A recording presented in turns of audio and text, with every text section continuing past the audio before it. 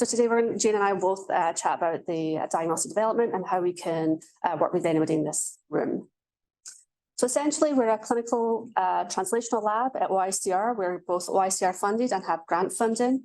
Our ultimate goal is to develop biomarker discovery and validate this to develop a companion assay in the clinic.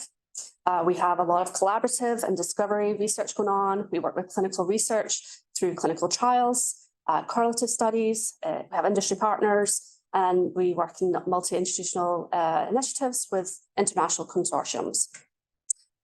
So you saw this schema earlier on from Laszlo, and so within diagnostic development, we sit within the adaptive oncology space, but we're also part of the clinical translation team. We work with Harriet in the implementation science, but today we're going to talk about the collaborative research resources. So this is our team. So Jane and I lead the team, and we have split the team into two arms. We have the translational research team, focused on tech dev and research. And then we have the tissue portal team who with expertise in tissue handling, and Alinka will follow up this presentation with what they have capabilities of. But within our entire program, we're really looking at technology development, tissue handling, assay development, working with Trevor's group in genomics. We have the CAP Clear accreditation as well as other accreditations. And then we're focused on sort of collaborative research as well.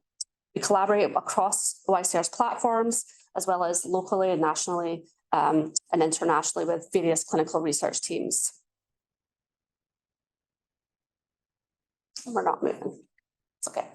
Okay, so these are sort of key initiatives within our research arm. So we're focused on tech dev within biomarker discovery and validation. We're looking at genomics, transcriptomics. We have, we'll show you some data we have on spatial proteomics. We're also involved in methylation and liquid biopsy research as well. As I sort of mentioned, within the clinical translational space, we're looking at WU studies at immune induction across the different WU clinical trials, as well as working with different consortia on biomarker validation, assay development. As part of our tissue portal handler system, we have accreditation and cost recovery services, which we'll speak about later. And I'm going to pass it on to Jane to talk about some of our technology resources. Thanks, Mel. Hi, everyone. So the next couple of slides, back down a little bit. We'll cover some of the technology platforms and resources that we use in our discovery and validation research, and have opportunities to collaborate with you on your various projects. So as Mel mentioned, we are molecular biology and have a laboratory and have a full histopathological suite, as well as the platforms to do that discovery and validation research. And as we said earlier, you will hear from the tissue portal, our tissue portal manager, that's Alinka, who will talk a little bit about the menu of services that have robust protocols, not only for research use, but the clinically validated research protocols that are accredited and are being used in many of the genomic and transcriptomic projects associated with our genomics program. And you'll hear about that from Trevor and his team after Alinka's talk. We can do all types of tissue handling, but for those projects that require a little bit more boutique R&D, that's where our research and development team can help you. So we can work on anything from fresh frozen, formalin fix, as well as liquid biopsy. And so some of the resources that we have open for collaboration are things like tissue microarray construction. And this has been actually a little bit more important now to think about in the context of some of the spatial biology projects that are now happening. You know, we're not just focusing on the tumor. We need to look at the tumor microenvironment. So we have to start thinking about how we're going to sample that. We have instrumentation for immunohistochemistry. And so we can help you work up your antibodies and work up those robust IHC protocols. Microscopy, we have FISH capabilities, and then digitizing your pathology slides. And for those projects where you need to have much finer cell selection, we do have the laser capture microdissection units here and the expertise from the team that can collect those specific cells of interest and process those for your downstream applications. In terms of genomic and transcriptomic profiling, we do have next generation sequencing platforms. And so if you're interested in running some of the bespoke assays on the Thermo Fisher platforms, I've listed a couple of the ones that we've been running quite routinely across some of our own projects, but those for collaborations, not just DNA, standard copy number or SNV detections, but also for methylation. We also do gene expression profiling. We've developed and worked on different custom panels, and this is more related to our signature development and commercialization activities. And so I believe Nelson is here from Thermo Fisher. And if you have any questions, you can speak to him. In terms of transcriptomic profiling, we have the NanoString Encounter system. And again, we've used many of the bespoke panels. We provide services to the research community for use on those panels. And I believe our NanoString rep is also here. And if you have questions, you can come and speak to him. And again, we run these routinely. We've also developed custom panels, again, associated with our gene expression and our signature development projects. I'm really excited to talk about our spatial biology instrumentation. And so we can support the spatial proteomic projects really from inception and tissue handling through to the assay and then the downstream analyses. And for sort of that preliminary and overall analyses, we are able to support you with that and then give you the resources and context within computational biology if there are other specific algorithms or workflows that you're interested in. So first, we have the NanoString Geomics Digital Spatial Profiler, and we've had this now for a couple of years now and been using this in a number of our programs, not only in the research space, but in the clinical research space, and Mel will talk a little bit about that. And so this involves the ability to profile proteins as well as RNAs in a specified region using morphology masks. And coming soon, we're really excited to share with you that we will be taking possession of the CosMx Spatial Molecular Imager in the next couple of months. And this is a full single cell spatial biology platform. And so we're really looking forward to being able to get down to that single cell transcriptomic level. And I think they recently announced that they've expanded the transcriptomic panel now to 6,000 RNAs with plans to go to the next level as 10,000 RNAs. Don't know when that's going to happen, but we're really excited to working with them on that. So with those, we just wanted to talk a little bit about how we've used some of these technologies and projects that we've been working on in collaboration with others and across the OICR family of programs. So in the sort of research space, we were funded to look at tumor heterogeneity, and our tumor system was breast cancer and the potential impact of this heterogeneity in clinical decision-making. So this was a project that involved investigators here at the OICR and those at Sunnybrook. We had a radiomic cohort that was collected, and these were lumpectomies. We ended up with about 51 patients where we had, 58 patients where those lumpectomies were bread loaf. We took multiple samples across that lumpectomy, and these are spatially distinct regions. We profiled those. We took DNA, we extracted DNA, extracted RNA. We took cores, created a tissue microarray, and we did targeted sequencing using the Oncomine panel. We then did gene expression profiling using the Breast Cancer 360 panel. We did digital spatial profiling, and Martin's team also did the multiplex immunofluorescence. And in collaboration with computational biology, so Lincoln's group, trying to organize all of that data in the context of some of the imaging data that's associated with that to map the regions and the flow of clonal changes throughout that lumpectomy. And here's just a heat map of one of the triple negative set of tumors in this cohort. And you can see just from the heat map that the multiple samplings from a given tumor can be quite different, not only at the transcriptomic level, and here I'm just using the breast cancer 360 signatures, but at the targeted sequencing levels, where we've taken sort of the genes from the panel, mapped them into the signaling pathways to which there are therapeutic targets being used in therapeutics that have targets that are being used in breast cancer. And again, just to hone in on one of the cases, here's a patient where we took multiple blocks, sampled from multiple blocks. There were 3 blocks across this patient.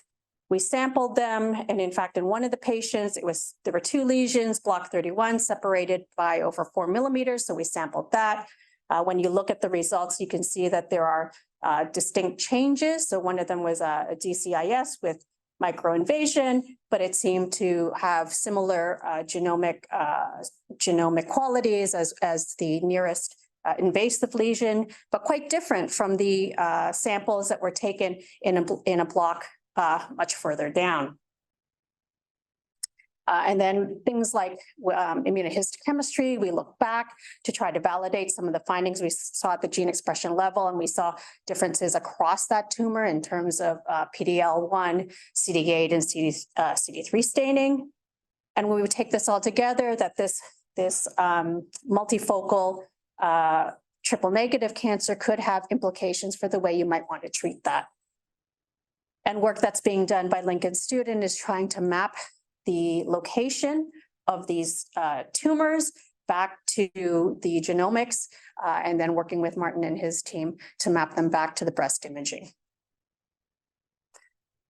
One of the other programs that we are involved with is we were awarded a genomics application partnership program grant from Genome Canada. And this is a program that helps researchers bring their discoveries into the commercial space. And so you need to have an industry partner. So in this case, we had Thermo Fisher as our partner. And we wanted to address 3 different cancer types. And so we put in an application to address the clinical need in breast cancer, the clinical need in early prostate cancer, and then the clinical need in pancreatic cancer. And each one of those cancers does have a specific need, mostly related to the amount of input that you want to be able to put into your assay, because biopsy samples are getting smaller and smaller. They're being used for various assays. They're being banked. They're being used in clinical trials. So there's very little material there. So NGS is a good way to make good use of the material that you are getting. So you saw a variation of this diagram from Lincoln's talk. So what I wanted to focus on was this grant does focus on bringing a genomic solution to Ontario, or to Canadians through a commercialization partner and that process. And so we have developed and validated a signature of recurrence, risk of recurrence of early hormone receptor positive breast cancer. And so this is now has patent protection in various countries, and we're still waiting on Canada. And so this grant will help to support the companion assay development. And so we are translating or importing the original assay from NanoString into an NGS platform, and working with Thermo Fisher to then link that to their targeted panel, so that when we identify patients who are at high risk for recurrence, we can then do the molecular profiling and provide them much more information regarding the type of putative targets that could be leveraged based on the therapies that are available today. And so what we've shown so far, and we're up to just about the end of this grant, of the original 3,800 patients that we profiled to develop this signature, we've now gone back and to do the platform migration. We've done 1,700 patients, both for RNA, and then the same 1,700 patients for DNA. So we're almost finished that. And we've shown that our NGS solution for the 95 gene signature is robust. And we've now accumulated a lot of that targeted sequencing data and integrating that to look for patterns of recurrence among these high-risk patients. So at this point, I'm going to hand it over to Mel, who's going to bring up the rest of the program and talk a little bit about the proteomics. Okay. So as I mentioned earlier on, we're part of the Window Opportunity Program. So I lead the program with Angel Arnaud, a surgeon from Ottawa. Essentially, this is a network across Ontario where we're performing window opportunity trials on early cancer patients. So essentially, we take the opportunity to treat these patients while they're waiting for surgery. So typically that's kind of sort of 6 to 8 weeks. And we're looking for immune adoption. So we're looking at new combination or traditional IO therapies and seeing the response in the tumor and the microenvironment. And does it hit target? And can we predict for biomarkers of response that could be used in future neoadjuvant studies? This is a collection of surgeons, medical oncologists, pathologists, patient partners, and clinicians all over Ontario to really support the development of these trials. Within OICR, what we're doing here is we're developing the protocols in collaboration with the surgeons and the oncologists at their sites. We'll provide kits for them to collect their samples. We'll provide lab manuals so that they know how to collect those samples, and then we'll store these samples on site. Once all the trials is completed, we will perform those core WU analyses. So we're looking at both proteomics, transcriptomics, genomics, and then we're also looking at bloods. We're looking at TCR sequencing. All these trials have typically a biological endpoint. So, for example, changes in TILs, maybe CD8 positivity, and then that will be the analysis we perform here. But then we'll do a sort of integration of all the analysis to look for future common biomarkers across the different trials when we have trials treated with the same therapy. And then the data is then stored on a WU network database that will be accessible to any of our WU network members. And so one of the first trials, just to give you an example of what we've done, is we've worked with a biotech company in Intensity Therapeutics, and they were looking at an intratumoral therapy where they injected the sort of chemotherapy into the patient. We provided those lab manuals and collection kits and have started to do the analysis on site here. And so this just gives you a little schematic of what we've been doing.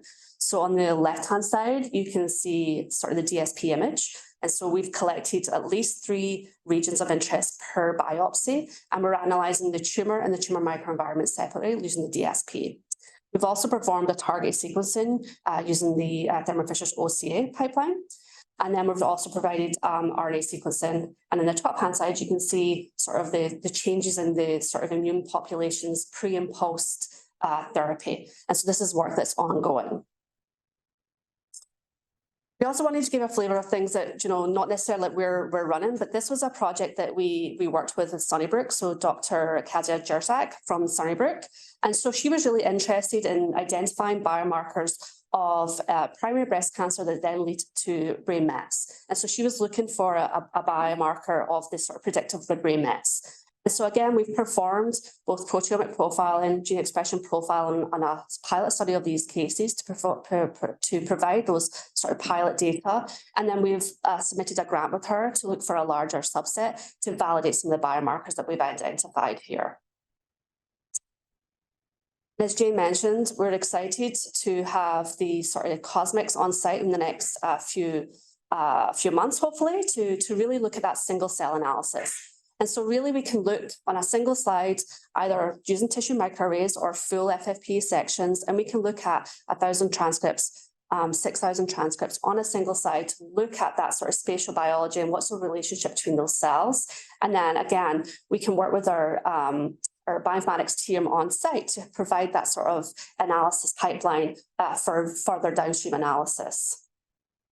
We have performed a pilot study on this, and we were able to do some spatial profiling on a single TMA, where we looked at breast cancer samples, and we were able to look at the different niches, the different neighborhoods that were on within these tumor microenvironments. We're able to then look at some of the cell-to-cell interactions and how that plays a response to treatment response. And then again, looking at sort of neighborhood analysis.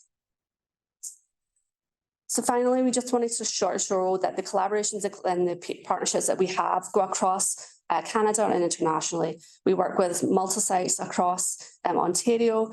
We work with multi-sites across the US and UK. We're part of a number of clinical trials, national and international clinical trials, looking at biomarker research.